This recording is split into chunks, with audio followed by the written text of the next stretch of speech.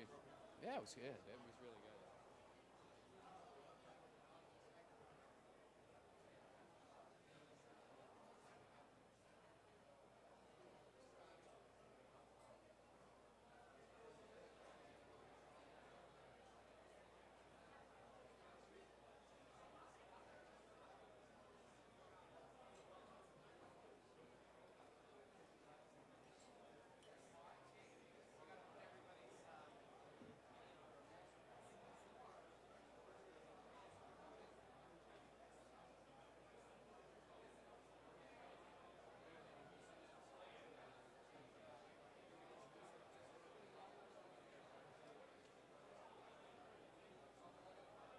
Ladies and gentlemen, please take your seats. Our program is about to continue.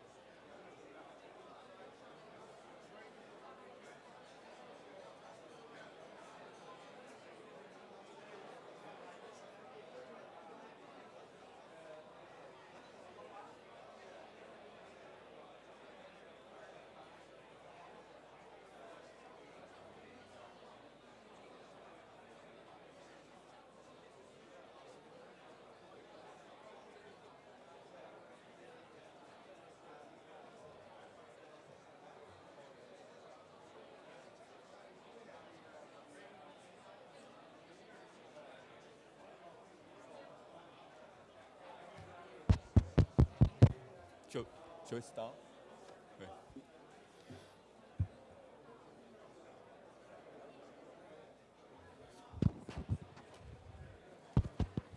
We should begin our next session. Please be seated. The next session will be on the imbalances in China-US economic relationship, a view from China. Our speaker will be Professor Fan Gan. He is currently Director of National Economics Research Institute and also the Chairman of China Reform Foundation. Let us welcome Professor Fan Gan.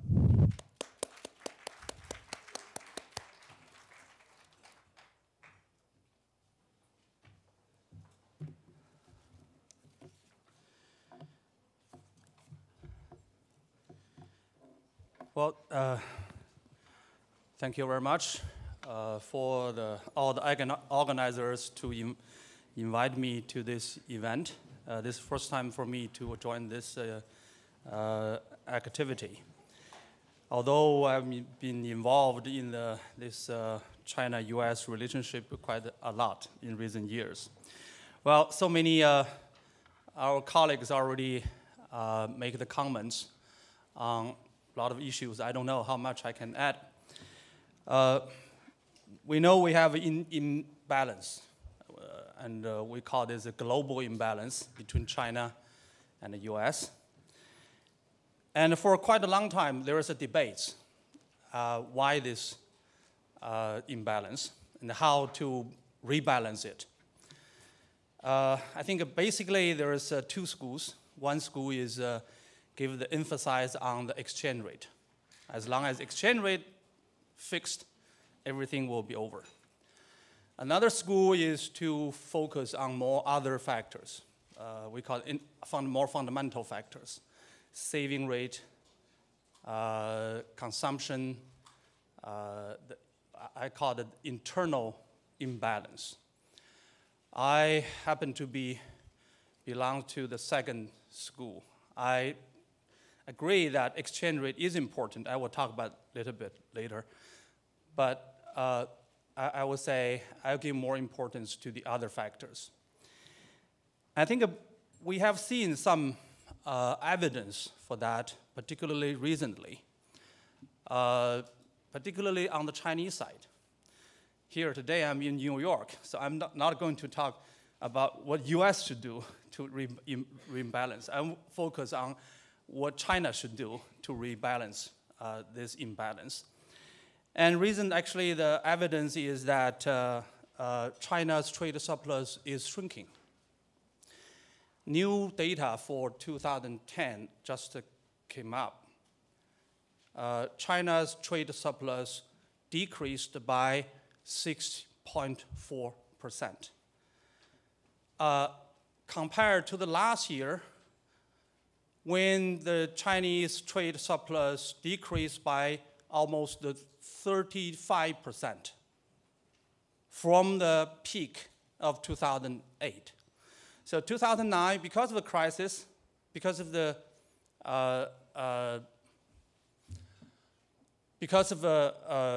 global recession, China's trade surplus decreased from 7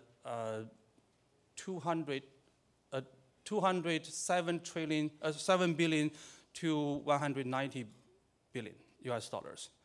And this year, it decreased further. And in terms of, if we're still waiting for the new data for the current account, but if we translated this into the current account surplus and as a percentage of GDP, I really expect this year China's current account surplus over GDP ratio could reduce to under 5%. Under 5%. And we achieved this in, I will say, we don't need to compare to the 2009. we compare this to 2008, right? It's a normal. Of course, 2008 to 2007 was not a normal case because during that time, the global financial bubble was on the peak, or on the just the post-peak. So at that time, the imbalance issue was quite serious. But if we compare to the normal situation, if China used to have 7 to 8% of the current account surplus, now it's down to under 5%. Later on, I will talk the perspectives for the next step of the improvement.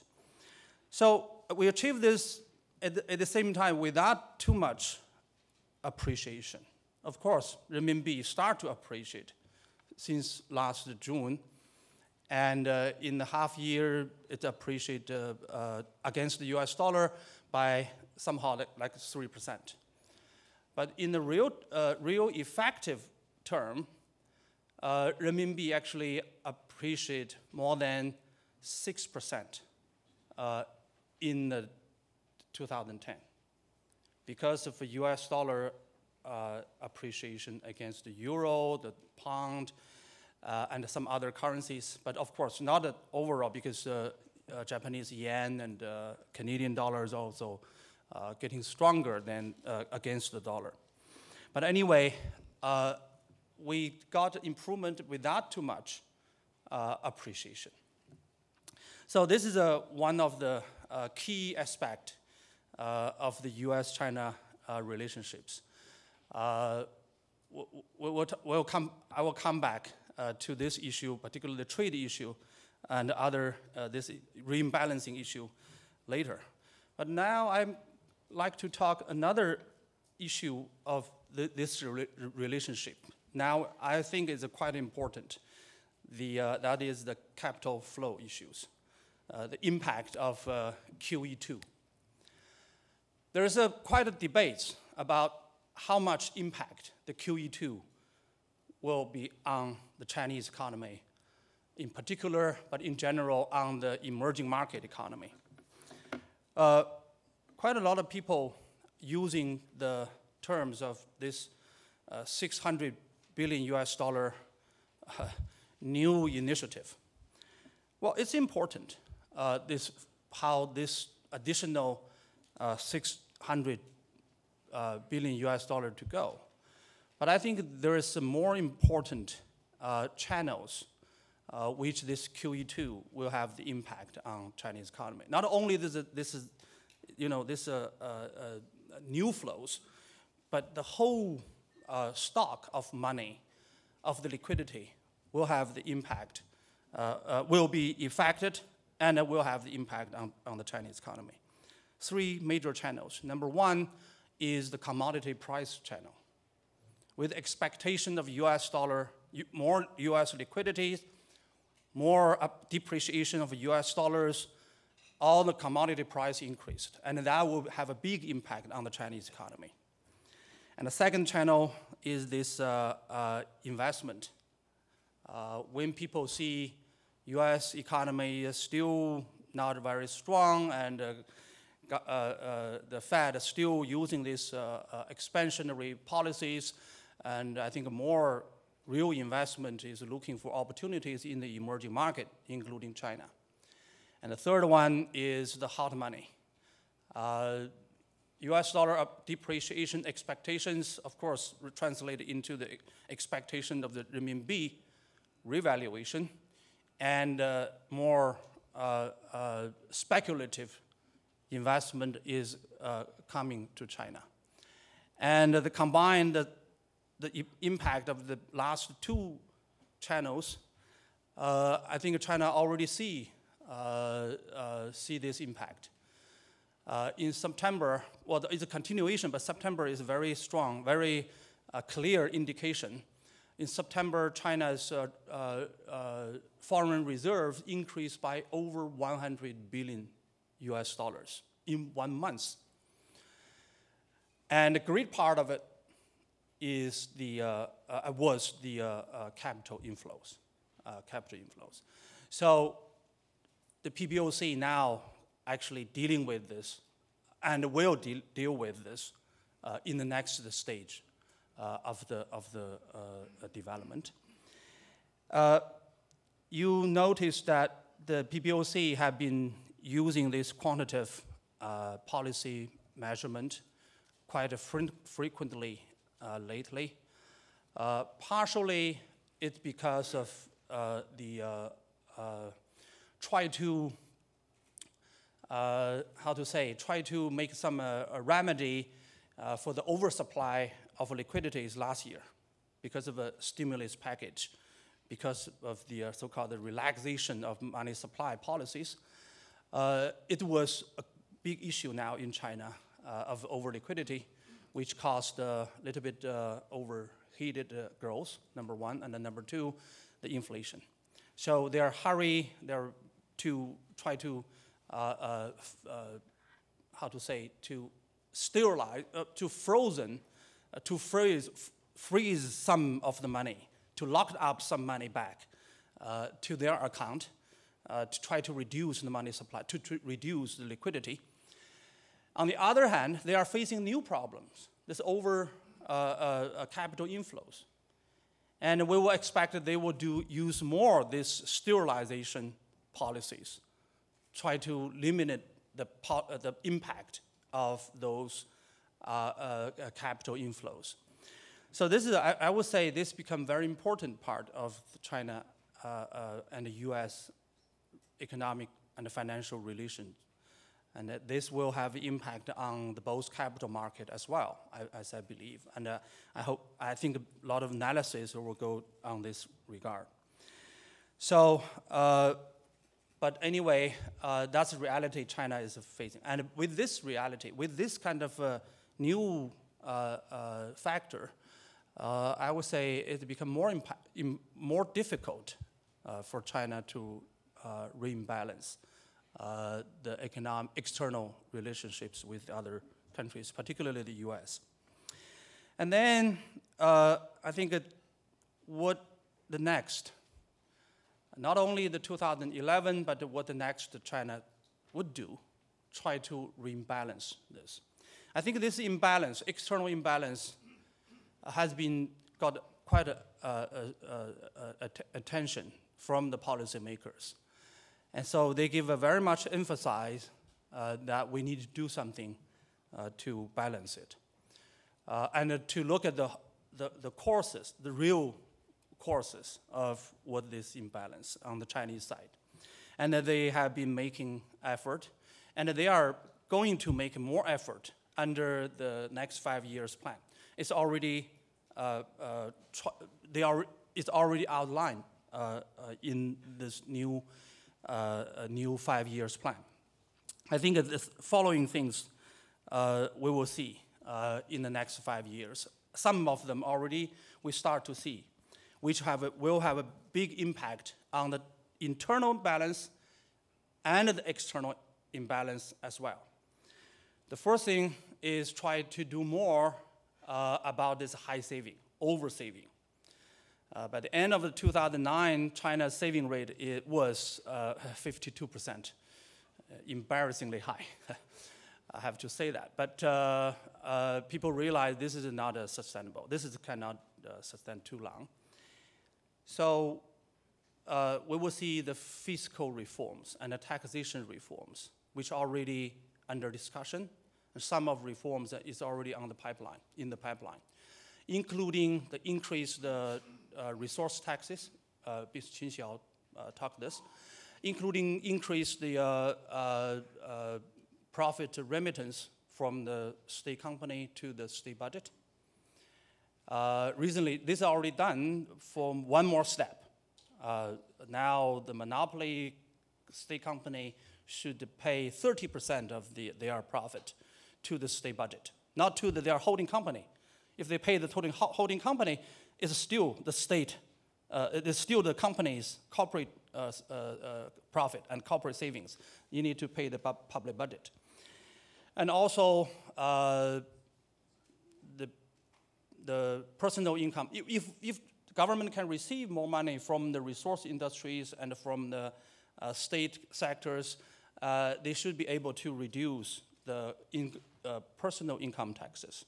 And that also on the pipeline. And also, in the next 5 years, the Social Security system, in the broader sense, not only the pension, but also other social securities, including, I think someone recently issued this morning about their insurance, social insurance, including the medical care, the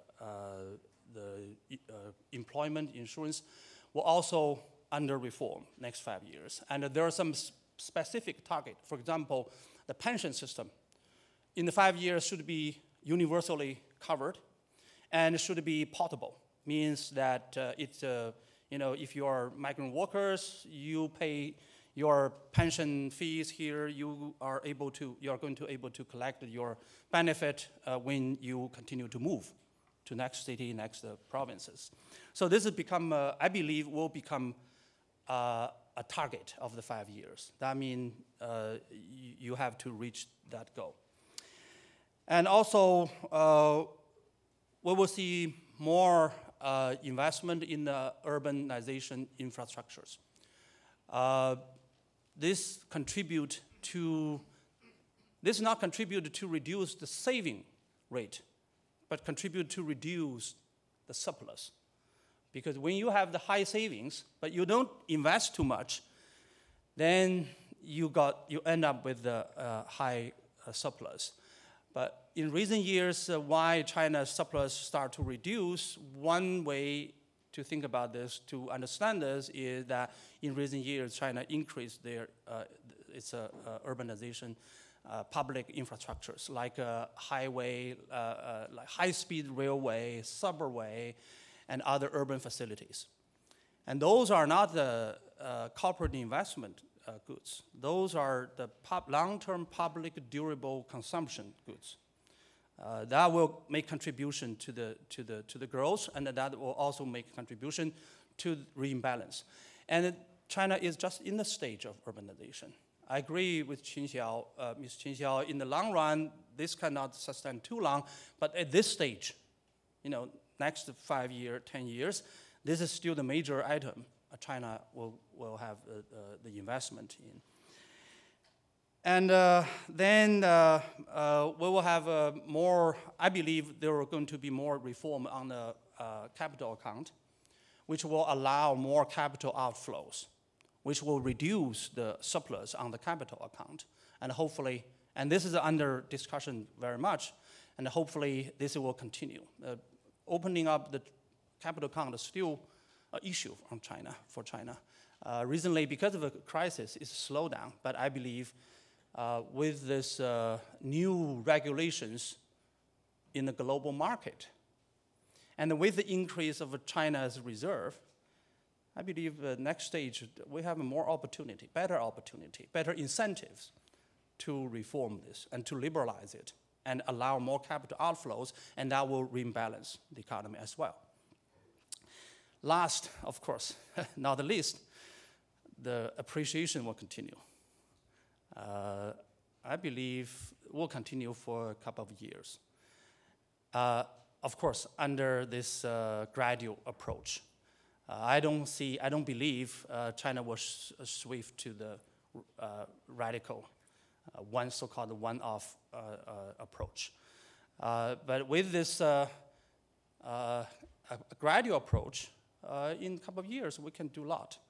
Last time, from 2005 to 2008, every year you got 5 to 7% appreciation. In 3 years, you got 22%, 21, 22%. That's quite a lot.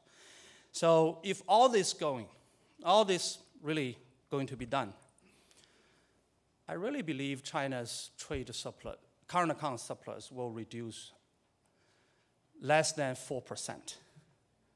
The number which some US American would like to suggest as a target. So then, of course, here I don't talk about what US should do, but the question is what US should do. Would US do something to reduce the trade deficit down under 4%? What you should do? Think about it. But here, I only want to mention one item. How about remove or reduce the export control? Those high-tech control. Well, immediately, US deficit will reduce without much exchange rate changes, appreciations. And the US-China relationship will be much better balanced. Otherwise, I think next time if you still have a high deficit, you should find other to blame rather than China, because China already fixed their own problems. Thank you very much. I will answer your question.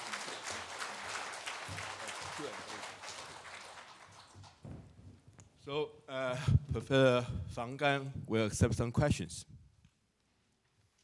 Okay. Over there. Hi, my name is Lynn Hawley. I'm with West End Media. I just want to know one question. Is the Chinese government or Chinese investors concerned about the U.S. national debt? National debt. And if so, why? I think, I believe from point of view of investors, of managers of China's foreign exchange reserve, U.S. debt, treasury bonds is not too bad. I believe so, compared to other bonds. Because as an official reserve, you are not allowed to invest in other assets, right? Only the governmental sovereign bonds, so-called sovereign bonds. So at least the U.S. Sovereign bond will not default, right? Because U.S. can print money to repay. So U.S. will not have what happened in the Iceland, the Greece, and Ireland. So anyway, it's still good assets from point of view of foreign reserves. But of course, I believe any country at the moment, any company as well, now thinking about diversification, think about try to diversify the risks into bigger portfolios. So that's natural, and that's what China's doing. But there's difficulties to do so, because when you want to buy other bonds, not very much available. Europeans, they are saving. They save and they bought most of their bonds, their government bonds. Japanese issue quite a lot of bonds. Their public debt over GDP ratio is 200%. But Japanese save. So Japanese bought most of bonds. So that's why recently Chinese central bank want to buy some Japanese bonds, and immediately the market get to fluctuate. The cost get increased very, very dramatically. So that shows only U.S. bonds available because you don't save. So you issue all the bonds to the foreigners. So that's why we still buy it anyway. Okay. I think it's somewhere, yeah, somewhere there. Okay. Okay. Sure. Hi, Fan Gong. I'm Janet Karmosky from the China Business Network. I have a question. See you a long time. Hi, how are you? Hi. I have a question about, since we're at the New York Stock Exchange, last year there was a regulation issued called the 10号 by the Reg 10. The 外汇管理局 and the 商务部, the Ministry of Commerce and the State Administration of Foreign Exchange, which laid out a number of prohibitions or conditions for Chinese companies who would be eligible to list on foreign capital markets. I wonder what you could tell us about the state of discussion on the 10号 as it corresponds to capital flows in and out of China this year. Well, thank you for the question, but I'm really not familiar with that issues. Really, I'm not involved in that that discussion of the policies. So, but I think there are more eligible people to answer your question, particularly our CEO of Chinese Investment International Capital, Ms. Zhu Yunlai, Yunlai. and others will He will maybe speak answer later. your question because they're talking about China's, and Huang Yiping will talk about the outflow, outflow of Chinese capitals. So Yeah. maybe the other. Yeah. More questions? Yes. Okay.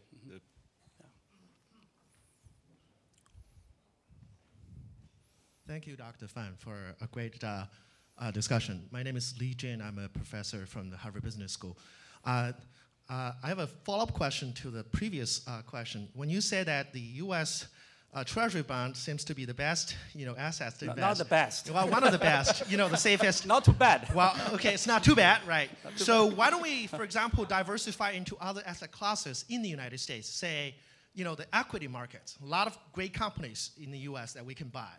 The Chinese government can buy. For example, I also have my own question, which is when you were mentioning the two alternative approaches to reduce the capital account surplus or liquidity, or excess liquidity problem for China, you mentioned two alternative things. I think they're internally less, inconsistent almost like. One is you said that while we're gradually reducing the control on on capital outflow. So hopefully over time, you're going to see more Chinese capital, hopefully from the private sector, investing overseas. And then you also say that we're going to see a gradual appreciation of the RMB against US dollars.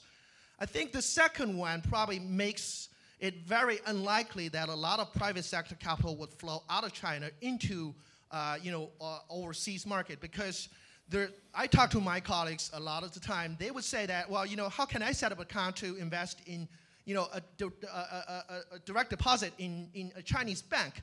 I say, why do you want to do that? He says, well, you get a great return. I say, well, the return is actually lower than inflation, as people were saying. There's a negative interest rate. But they say, well, you have a 5% to 7%. Simple. Sorry. Okay. Yeah, I know. You have a 7% appreciation, and on top of that, you have 2%, return from the bank. Yeah. So that's 9% risk-free return. Nobody wants to invest out of China. Okay.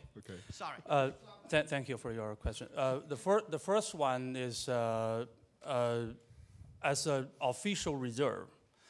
I don't know if they may. I mean, the SAFE may still buy some non-governmental assets, but officially. They are not allowed to buy those risky company debt or stocks. So that's for the Chinese company. They may have this interest, but not the government. The government there's a rules there. And for the other question, of course, when you have this expectation of revaluation, more money to stay that way. And even the Chinese individuals, household, they want to keep, they want to transfer the money from US dollar to the renminbi. But as a company, if you allow them to hold more foreign assets, now it's not allowed. If you have that, you have to, to exchange into your bank, your renminbi account. And also, if you allow them to invest outside, they will make a portfolio. They will try to diversify their risks. And they will see other opportunities. But now you are not allowed them to make more investment. Think like an investment in the US and other foreign capital market. So that kind of the limitation, you got your renminbi issue anyway. You got the appreciation expectation anyway. But without further liberalize this outflow system, you add the more problem. So if you change that, you improve that issue anyway. So that by logic, it's still there. But how the combination, of course, that's another issue in reality. Yeah. Okay, the time is running up. The last question. Okay, lady over there. Okay, wait for the microphone. Thank you. Patricia Haas, Cleveland. I wanted to ask you a related question about the capital account outflow liberalization. If you have a sense of either timing or magnitude, both for individuals, corporations, as well as the very large asset managers within China that are growing, the pension funds and the other funds over there. Thank you. Yeah, the capacity is growing anyway. It's true. We can see here so many experts. Actually, they work for both market, for both economy. So I think a capacity for the foreign outflow investment is increasing and improving dramatically in recent years. And now really the issue is institutions, the policies. Actually, in recent years, because of increasing capital inflow, governments start to change their policies. But because of this crisis, there's you are still unable. Things are still not very stable. So people are waiting. People are watching, and they are preparing for further liberalization, the investment like QFII, like QID, and those kind of things. So I think that things are coming up, particularly when the global economy has been stabilized, and the new reforms on the regulation have been settled down in most cases, and people will do more, I believe. And actually, your question from Jeanette, your question about why they issue those regulations against the outgoing listing is something when you already have so much capital inflows. Why you increase the inflows without increase outflow? So, at the least you need kind of the, a symmetric institution, the system. You allow with the new changes, you increase the inflow, but at the same time increase outflows. That makes more sense to me. Okay, we have to end now. Thank you. So let us thank Professor Fang Gan. Thank you.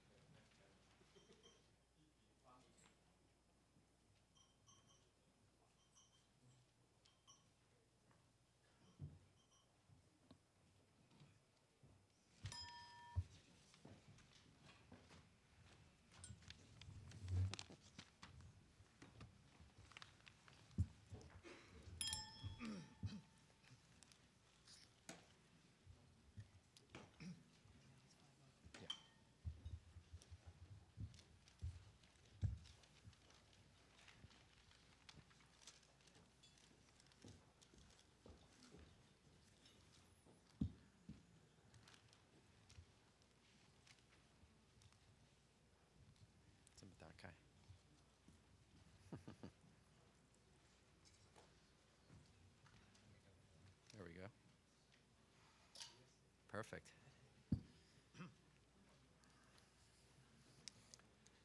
As I said in my introduction, President Obama asked for us all at this point to pause for a moment to remember the victims of the shooting in Arizona on Saturday and pray for the full recovery of our friend Gabby Giffords.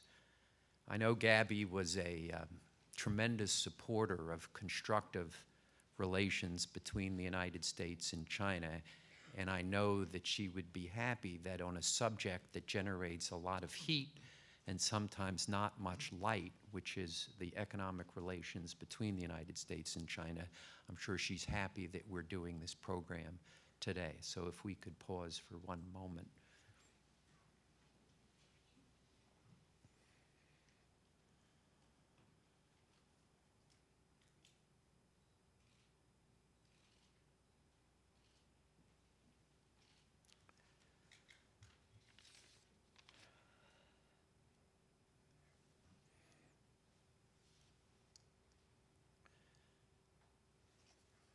Thank you all.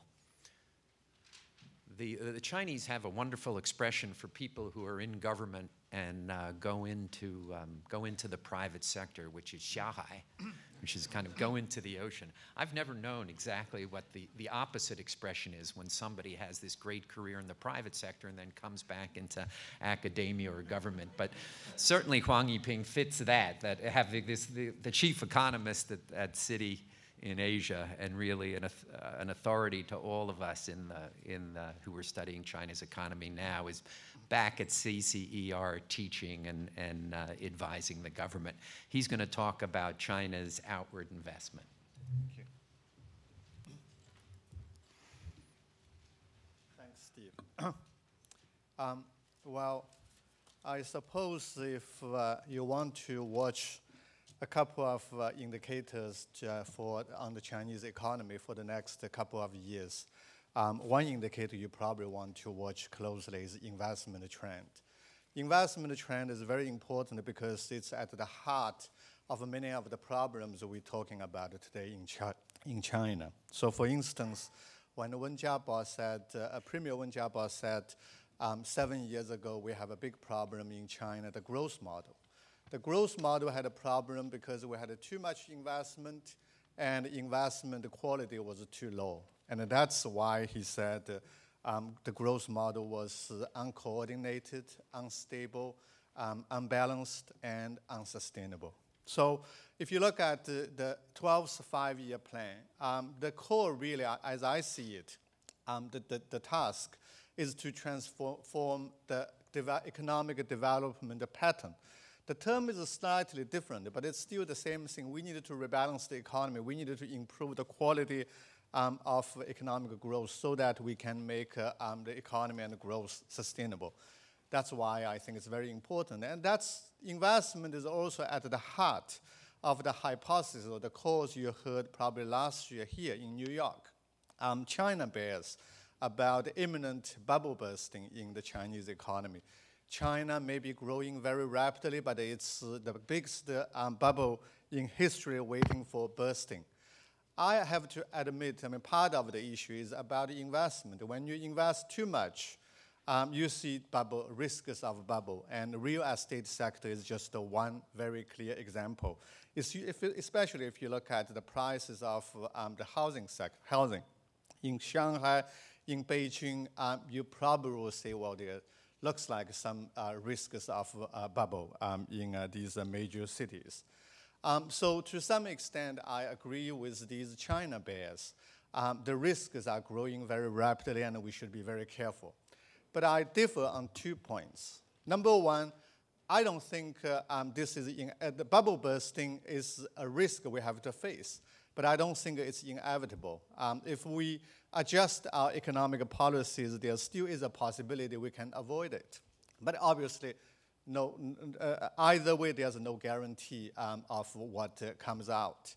The second point where I differ from this China bear, particularly for last year, is even if it had to happen, bubble bursting, I don't think it was an imminent risk for a bursting. So I suppose you investors looked at all the calls by the big China bears last year. But if you were not lucky enough, you translated these calls into your investment strategy last year, I'm sure you lost money. And I think it probably will be the same. Why it's not imminent, even if there's a risk of bubble bursting? Number one, because for bubble bursting, you really need a sudden slowdown of income growth, which is not happening. Number two, maybe you need a substantial tightening of monetary policy, so demand would shrink quite significantly, which is not like to happen. Number three, well, maybe there are some cases where demand will be much smaller than supply. There's an excess supply. In the housing sector, for instance, people talking about too much new buildings. I don't think it's happening in the near term. Or in the long run, it may be. But we still have a major urbanization drive coming through, and we're still seeing land supply is much more constrained by many other products. And finally, most importantly, people tend to ignore the importance of balance sheets. When you look at the risks of bubble, really what could push the bubbles over the cliff really is the balance sheet of the government, of the corporate sector, of the banking sector, and most importantly, of the households. You look at China, for instance, I'm sure you don't need me to tell you While we have all sorts of problems with the fiscal sustainability issue, we have problems with the banking sector, maybe potentially we'll have non-performing loans, and with the corporate sector. These balance sheets are extremely healthy, especially if you compare to international counterparts. Most importantly, you look at the household. The household sector, well, they're borrowing, but it's at a very early stage. So for instance, mortgage loans. Last year, mortgage loans accounted for 12% of the total outstanding loans in China, which was really only a little bit over of household saving in 1 year. So that tells something about the risks in the housing sector, whether or not a collapse a bubble collapsing would be imminent. So I think that the balance sheet story, the growth story, the monetary policy story, and also demand supply story really distinguish the Chinese case today from the Japan story before 1989 and the US story before 2007. But of course, the reason why I'm here and I was asked to talk about the ODI, the Overseas Direct Investment, which really is based on what we did on a large project and a multi-year projects. We're looking at Chinese investment overseas. Just to put it in a short summary, Chinese investment overseas has been growing very rapidly, but particularly last few years. So in 2003, China had a total of FDI, well, ODI, of $2.9 billion US. Before that, it was really trivial. You can almost ignore the number. But in year 2009, it came up to, I think, $56.5 billion US. So you look at the annual growth number, it's like 55% a year. And it's been catching up with inward FDI very quickly. So it's a phenomenon. China now is already the 5th largest investors globally after the US, France, Japan, and Germany. It's a very important player, and that's why we heard early on the headlines in the international media.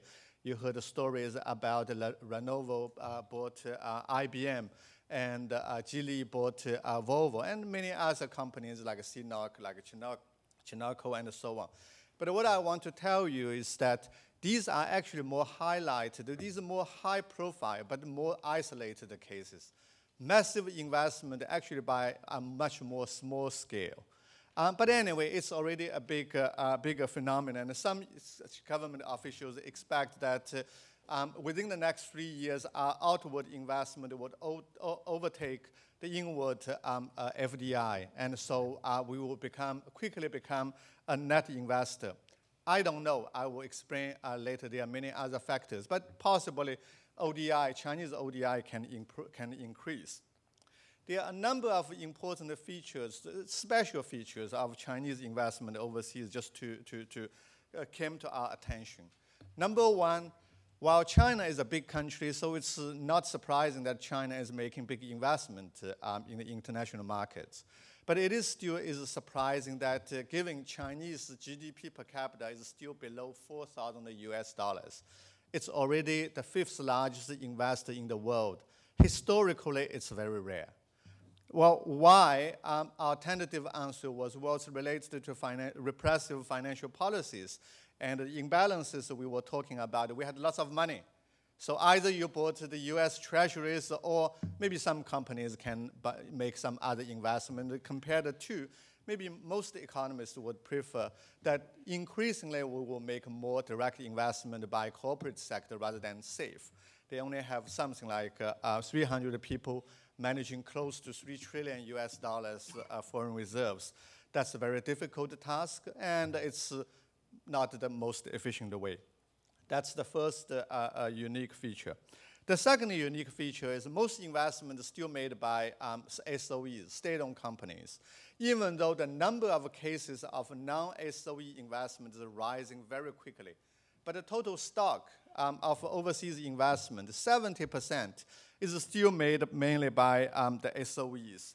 And that's related to the financial repression, as you probably would understand. We have repressive financial policies. We have lots of money, but the money is obviously mostly at the hands of the state, and the state-owned sector had more access to that resource. Number three, We made lots of investment. You heard the stories about CNOC, about Lenovo, and about Geely. But in fact, most of our overseas investment are not in the manufacturing sector. 75% are in the service sector. Now, I have to qualify. That number is not very accurate because some of our companies establish investment vehicles in Singapore and then make that investment vehicle to make a direct investment in other places. So the number is biased.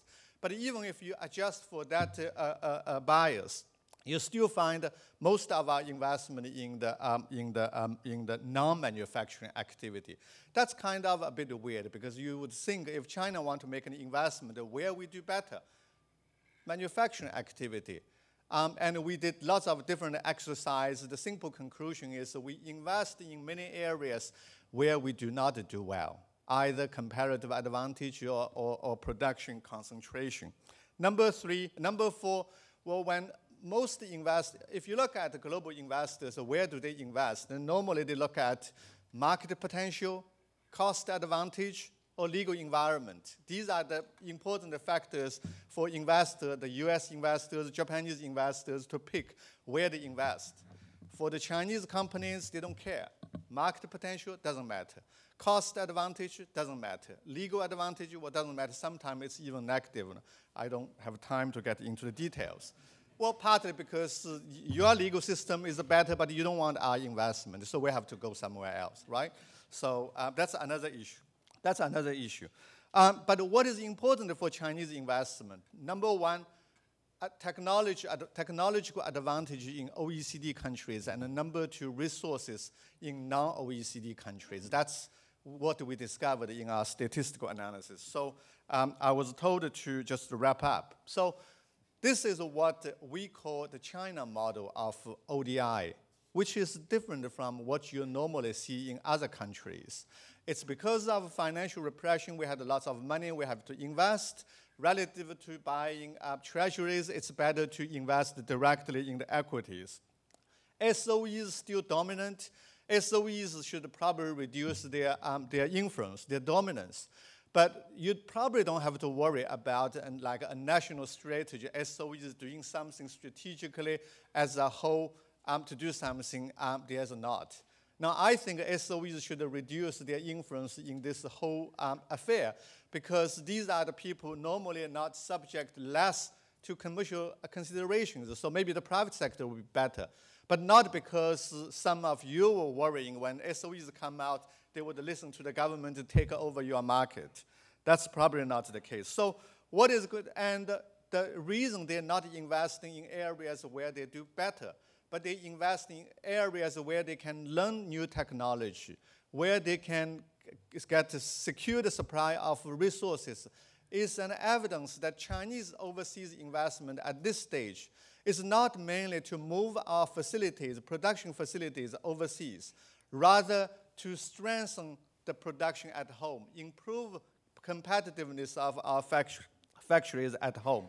So to conclude, what should we expect going forward? I think if financial repression was one of the reasons contributing to the large number of investment today, then we probably should expect that one day maybe the wave would come down a bit because why we have lots of money to invest? Because we have a surplus, current account surplus. When the current account surplus diminishes, the money available would be reduced. But if we look at the next 5, 10 years, if we liberalize direct investment overseas, you will see a lot more money coming to the international market. So these are two factors coming together. And one day, when our domestic facilities, production facilities improve and the cost of production improve, we will converge to more like the investors in the US and in Japan will move our factories overseas, either to take advantages of the market potential or to take advantage of low production cost. Thank you.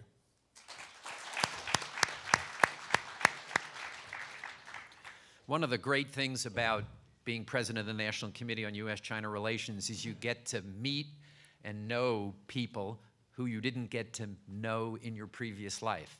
So it's been a real pleasure to kind of begin to rely on the wisdom of Professor Xiao on China's macroeconomic environment. And he today is going to talk about some of the long-term issues in investment in China? Thank you. To save time, I will stay here.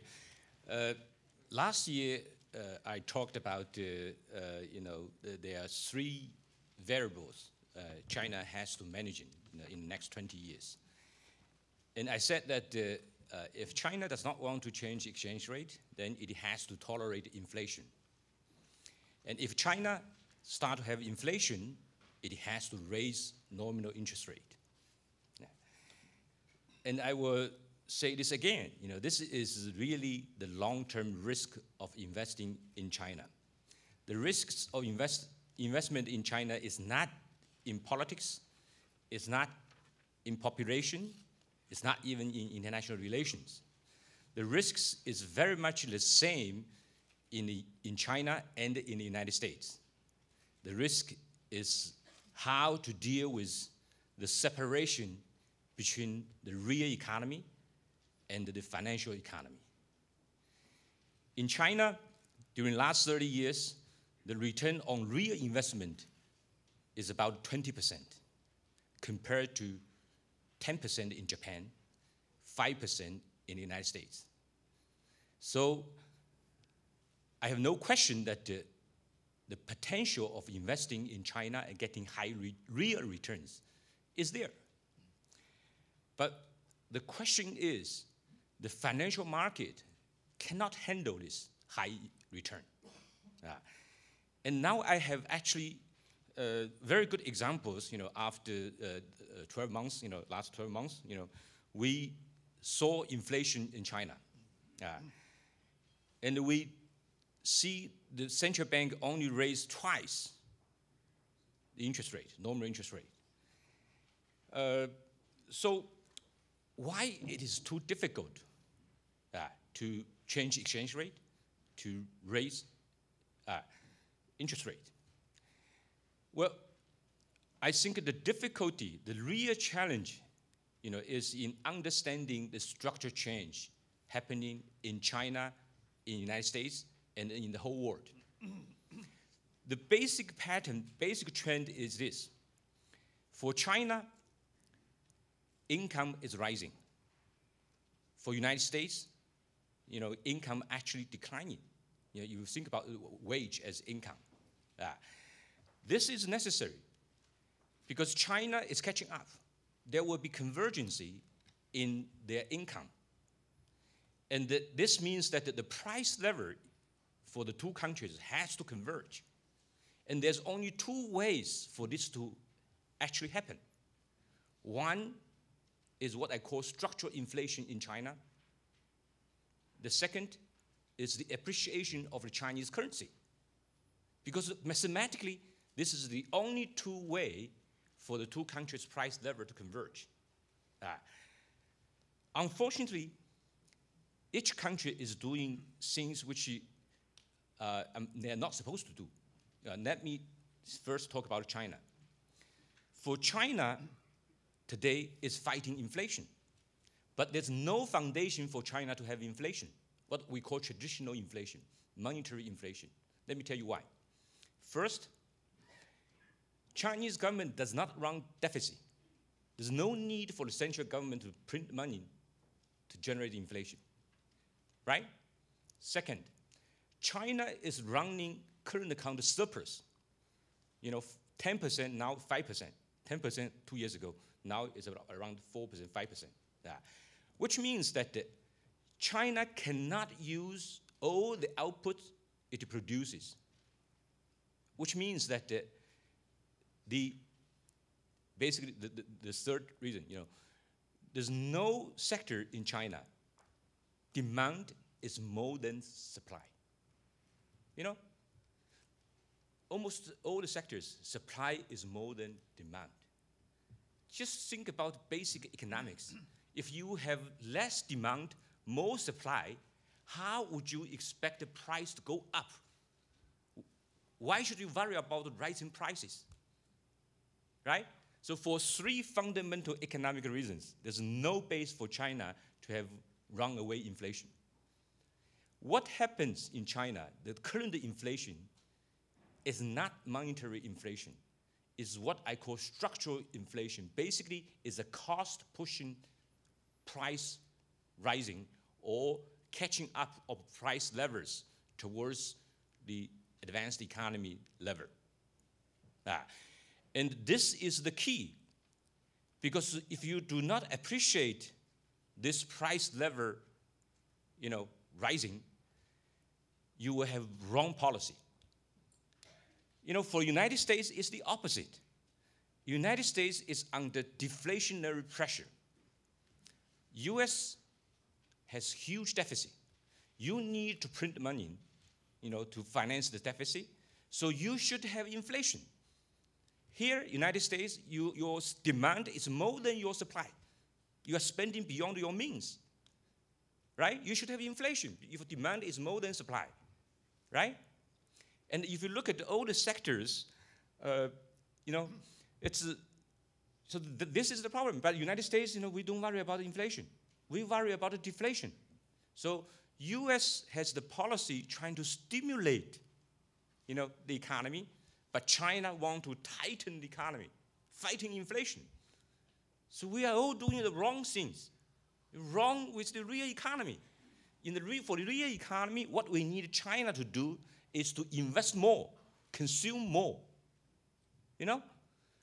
For China, we should, for United States, we should consume less, right?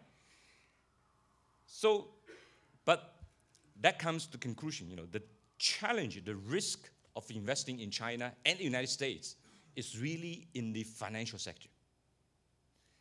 Let me use, just because of time, just use how difficult it is for China to raise interest rate. Nobody likes inflation in China, but also nobody likes to raise interest rate, nominal interest rate. And some will say the hard money, if you raise interest rate, hard money, will come. But hard money never sit in the bank account and earn the interest rate differential. They come to China to catch the bubble.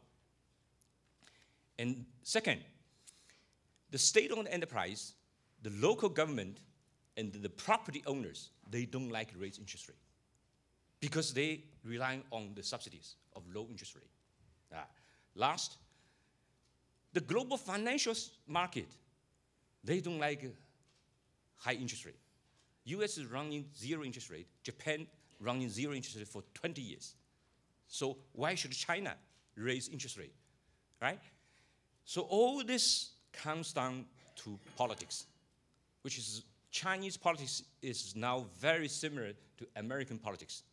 The interest groups, they just don't want to raise normal interest rate when inflation, actually what I call healthy inflation. For United States, I think the government would love to see inflation here, right? To generate jobs, right? But somehow the Chinese leaders, Chinese policymakers, they just don't know, inflation is good. If you raise interest rate, then you make real interest rate positive. If you subsidize the poor, with to avoid the loss from inflation.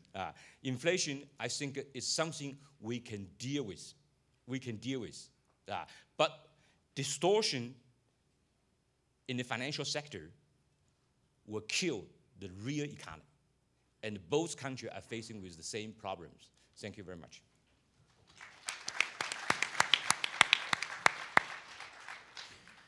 When I walked into the New York Stock Exchange today and waited outside in the freezing cold weather, I thought about Professor Jacques, because he knew enough to get his MA and PhD at the University of Hawaii.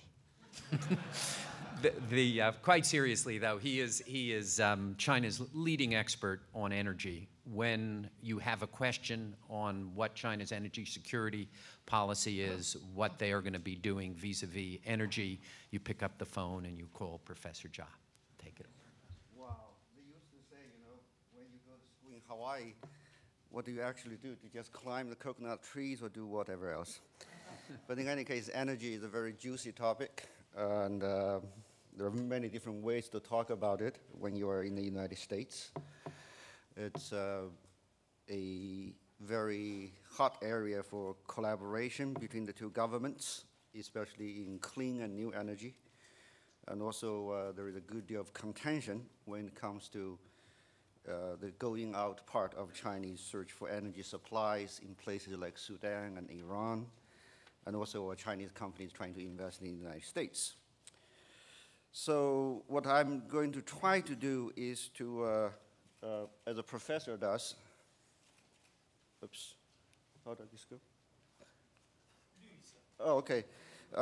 Talk about my knowledge of what's the assignment, the so-called China's energy strategy, but focus on what I see as a professor, what areas of further collaboration between China and the United States.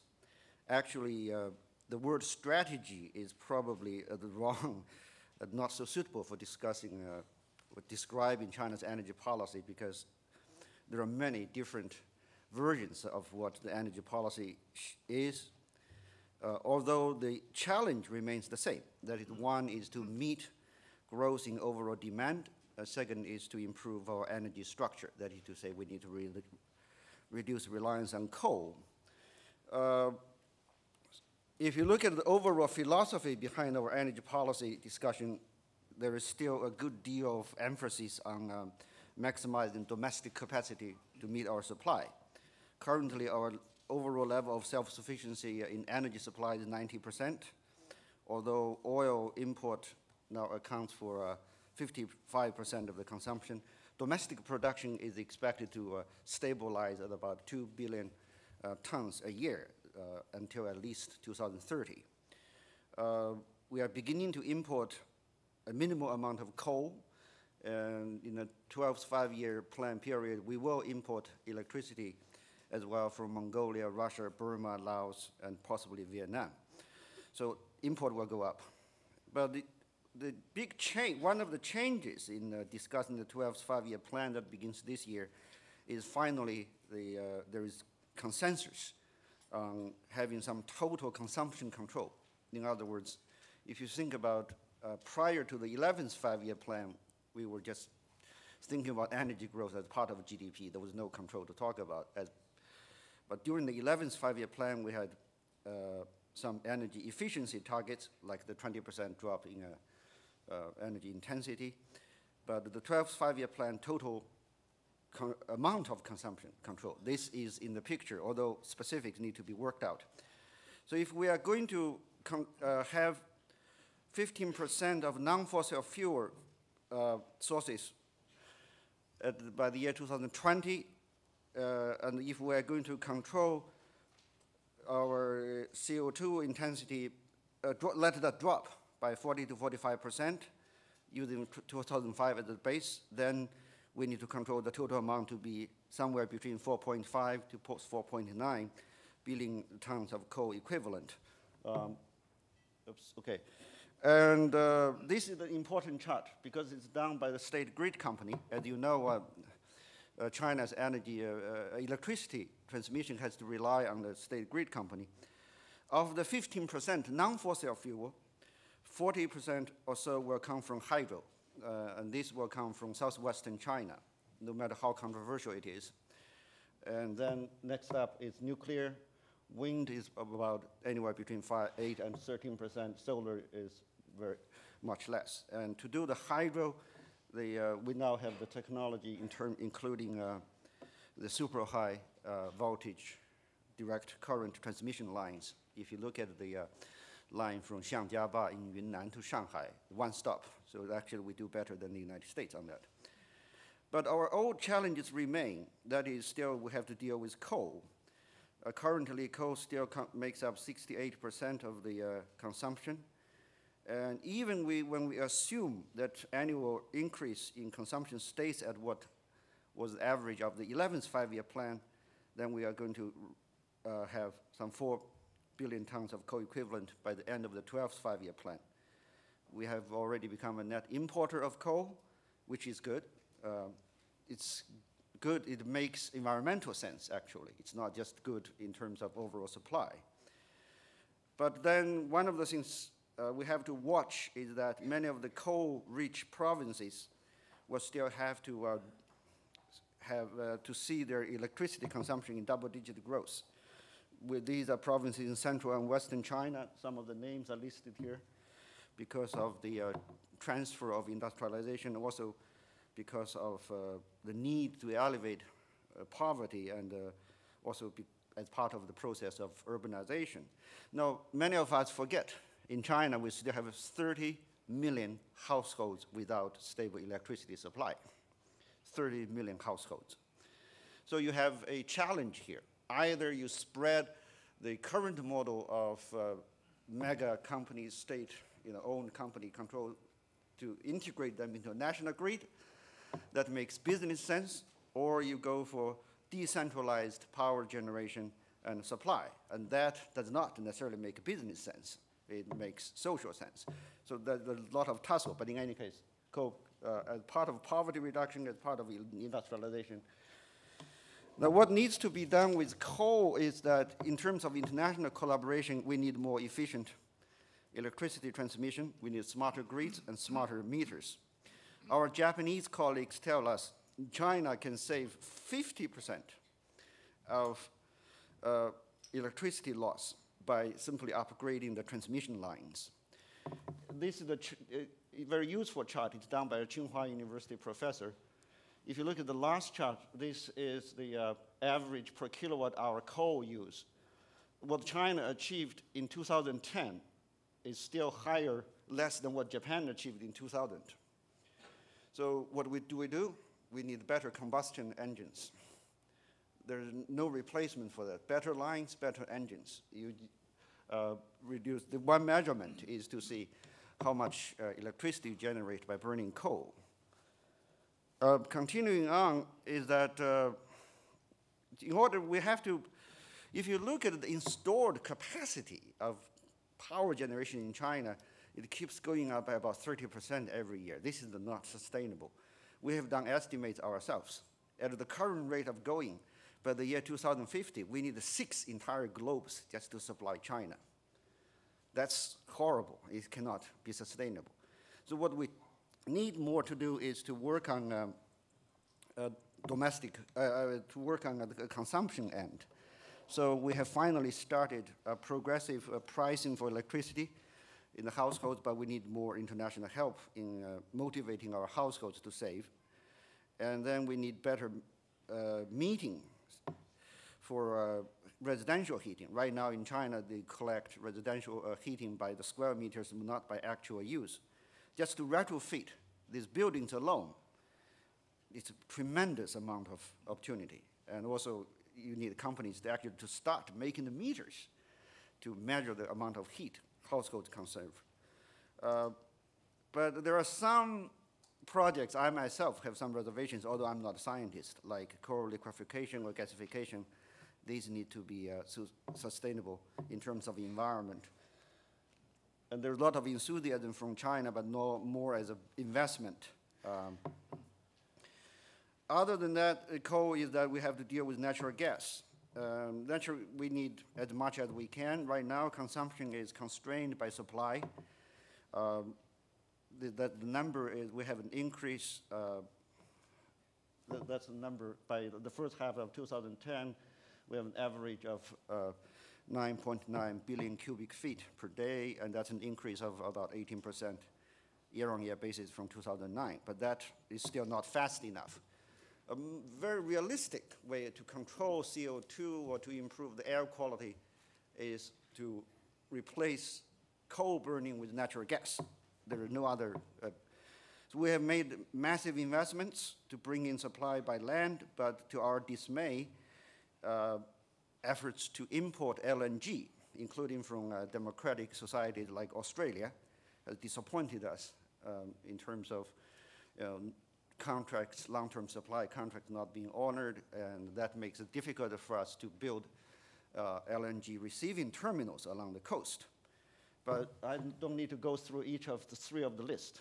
That is to say, the coastal areas do need, because if you're familiar with the coal geography in China, it costs tremendous amount of energy to bring coal from the north and northwestern part of China to the east coast. So, and then we need also more collaboration, especially with the United States, on conventional gas, both in coal bed methane and also in shale gas. These projects are going on very rapidly on a commercial basis.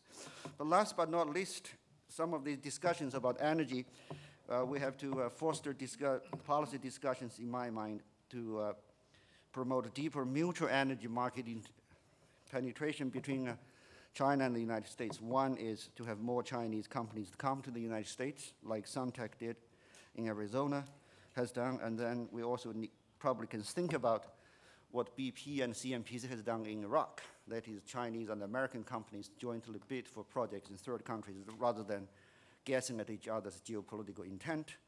The last but not least is we have to think about, in relation to what Chairman Chen said about energy being a monopoly business in China, one way to deal with that is to have American companies to start serving the Chinese market. Thank you very much.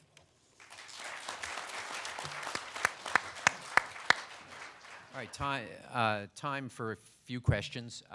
Actually, one point of clarification. When you said it's good that China is importing coal, that's because it's a cleaner coal? There are three types of coal.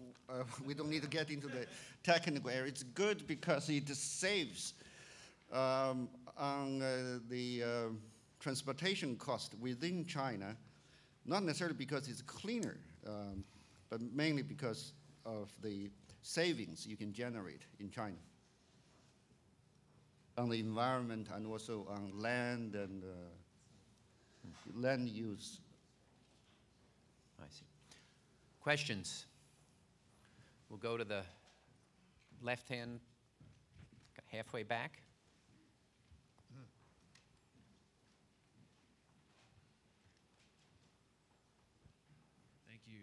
Thank you. Lee Miller, Avis International.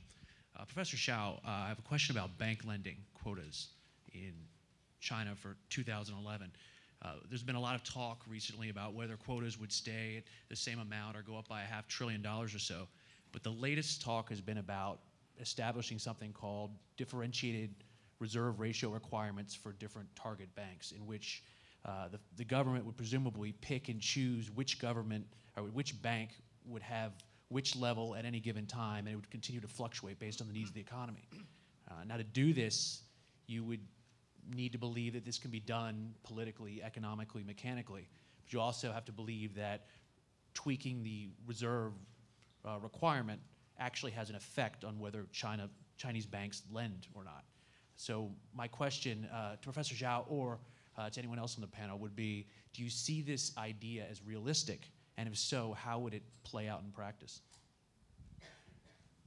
Should we answer first?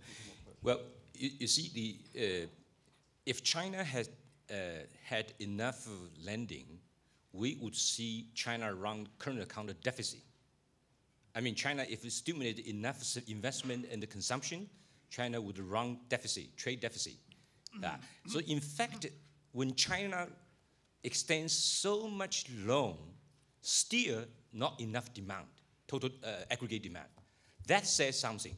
So the government has actually to find ways to encourage good investment and discourage bad investment. But so far, the market is not working, which means the interest rate is not playing an important role. So the government, I think, is trying to find a way to do it better. Whether it will be successful or not, I don't know. Can I add, obviously it's not my question, but I just want to differ a bit from what Professor Xiao said earlier and just now. I do think inflation in China is becoming a major problem. If you ask me what is the biggest risk in China this year, it's inflation and possible asset price inflation, whichever you look at. Why it's becoming a problem? Because liquidity is too abundant. Wages are rising by 20%. Commodity prices increase, and people worrying about hot money coming into China in relation to the quantitative easing, whatever you look at. So I agree with Professor Xiao, we needed to boost the domestic demand. But boosting domestic demand, you need like a structure change. not just like expansionary monetary policy. Imagine if the commercial banks extend as much loans as it did last year, what would happen? Would the money go into areas boosting investment, or would money boost mostly consumption? I suspect mostly into investment. Investment, there are many areas we need to invest, but I guess the point I probably differ from Professor Shaw is that when you make so much investment, we already have a lot investment. Professor Fan Gang earlier mentioned, some people say our investment share of GDP is close to 50%. And if we make more investment, in the near term, it would boost the domestic demand, it would boost economic growth. But next year, we will have more capacity. If we have more capacity, if we household doesn't consume enough, we'll have to push the products out to the international market. There'll be more imbalances. So that's one of my main worry if we do it. And the second worry is I do think inflation, if prices are rising as quickly as this, it's a monetary phenomenon. There are many structural factors you can look at, but at the moment, for instance, you look at the CPI. CPI is rising by above 5% at the end of last year, year on year. But you look at month on month, it was 1.2%. What does it mean? It means annualized inflation rate was already above 12%. Now, inflation could be good, Professor Shaw, I'm sure. Some inflation would help reduce the pressure on the currency. But Wen Jiabao once said his worry about inflation. Why we had the Tiananmen incident in 1989? Two reasons. Number one, corruption. Number two, high inflation. High inflation can be damaging, well, more than anything, to the social stability. Can I say just one sentence? I actually agree with all Yiping has said, but at the condition that allow nominal interest rates to be equal or higher than China's inflation rate. Everything he said, I agree, but with the condition that the central bank raise nominal interest rate above the inflation rate. Okay, then we agree. Other questions? I can't, back, yeah, okay, way in the back. My name's Ken Gilpin, and I'm with an organization called the Dylan Schneider Group.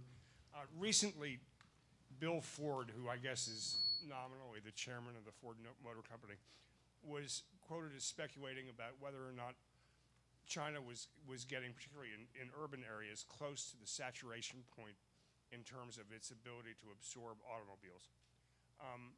I'm wondering if you think that that's true, and if it is true, what plans are being made to get Chinese people around? Actually, I think already, because I came from Beijing. Beijing already imposed the rule that if you want to buy a car, you have to draw.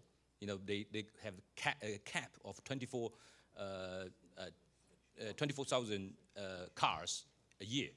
So which means that the government already realized you cannot have more cars given today's management of these traffic systems. So I agree with you. China needs to seriously considering ways to correct distortion in the investment sector, because people are investing to hedging against inflation, to speculating, on currency. So all the investment is not generating, the demand, what we needed. Instead, it's just speculating.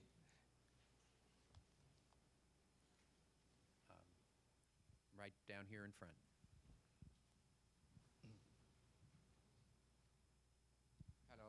Hello, my name is Eric Starry. I already had a comment before, and my question is related to energy. Are you aware there exists a plant in China which grows on wasteland and can use as biojet fuel, and Lufthansa is going to fly as of April this year with that biojet fuel instead of kerosene? That was my question. I'm sorry, I didn't quite catch the question. Hello? Okay, there exists a plant which grows in China, which grows in a wasteland, and it can be converted into biojet fuel. So instead of planes flying with kerosene, they can use that biojet fuel. And Lufthansa, the German airline, is going to fly as of April this year with that jet rover, with that biojet fuel.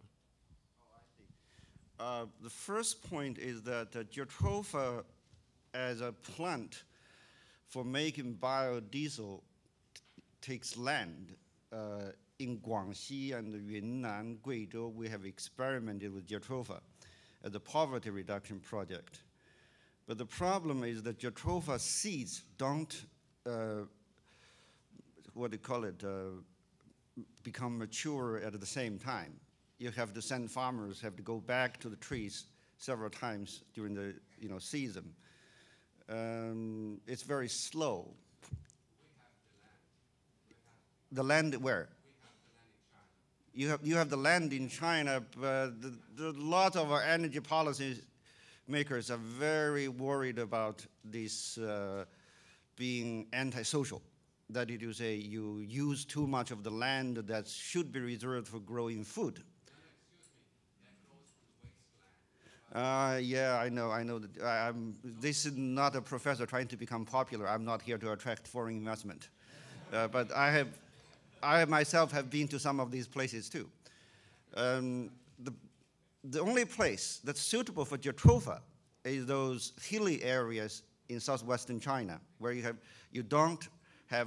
try to avoid a competition between green energy and food.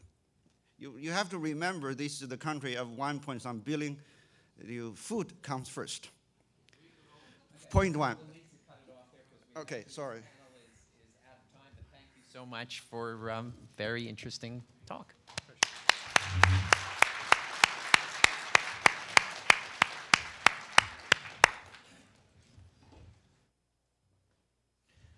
See, our closing speaker.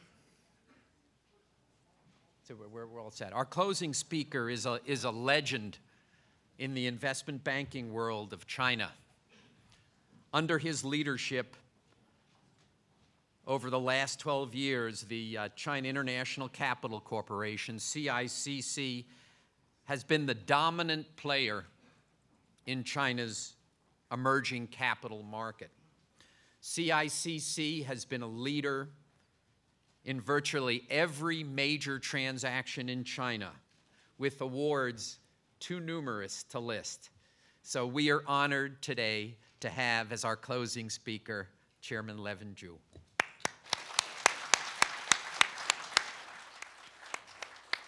I don't know, can I sit? Sure. Stand or sit, either is okay. Yeah. Thank you, Stephen. And I'm really honored to come here to participate in the dialogue. So I thought, this is not really about the speech. It's really about the dialogue and maybe discussions. I thought I will give some brief thought that I have and then open for discussion. And I think certainly I'm honored to come here to borrow this great venue of New York Stock Exchange, very historical. And certainly people sometimes talking about the G2 relations. I thought, yeah, probably US had the greatest economy and China has the greatest population. So that's 2G there. And certainly with this global backdrop that we see the world economy had been in a great expansion after 02-03 period until 07-08. With this